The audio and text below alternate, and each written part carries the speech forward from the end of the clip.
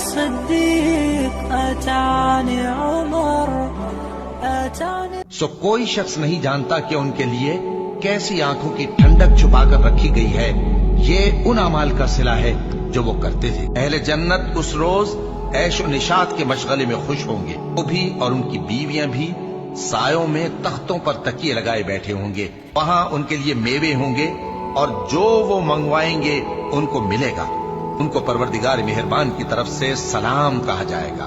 وہ جنت جس کا پرہیزگاروں سے وعدہ کیا جاتا ہے اس کی صفت یہ ہے کہ اس میں ایسے پانی کی نہریں ہیں جو بو نہیں کرے گا، اور دودھ کی نہریں ہیں جس کا مزہ نہیں بدلے گا، اور شراب کی نہریں ہیں جو پینے والوں کے لیے سراسر لذت ہے، اور صاف شدہ شہد کی نہریں ہیں، اور وہاں ان کے لیے ہر قسم کے میوے ہیں، اور ان کے پروردگار کی طرف سے مغفرت ہے.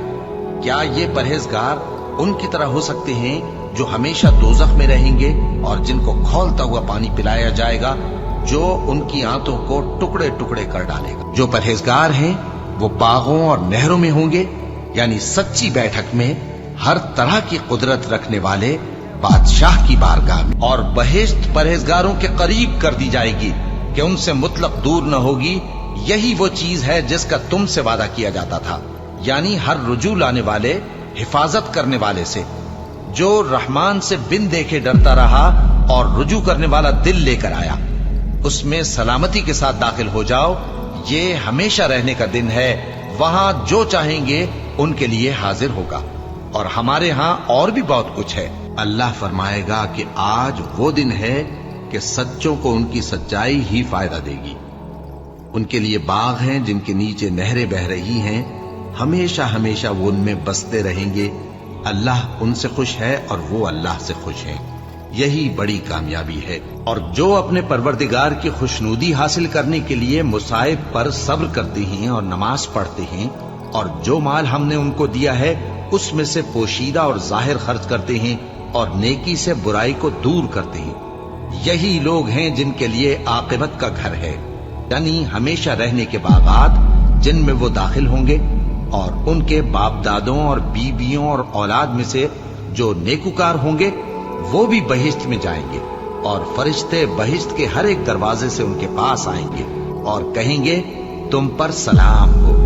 یہ تمہاری ثابت قدمی کا بدلہ ہے، اور عاقبت کا گھر خوب گھر ہے. جس جنت کا پرہیزگاروں سے وعدہ کیا گیا ہے اس کی شان یہ ہے کہ اس کے نیچے نہریں بہ رہی ہیں، اس کے پھل ہمیشہ باقی رہنے والے ہیں اور اس کے سائے بھی.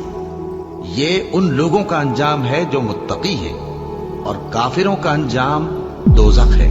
اور مومن مرد اور مومن عورتیں ایک دوسرے کے دوست ہیں کہ اچھے کام کرنے کو کہتے اور بری باتوں سے منع کرتے، اور نماز پڑھتے اور زکوٰۃ دیتے اور اللہ اور اس کے پیغمبر کی اطاعت کرتے ہیں.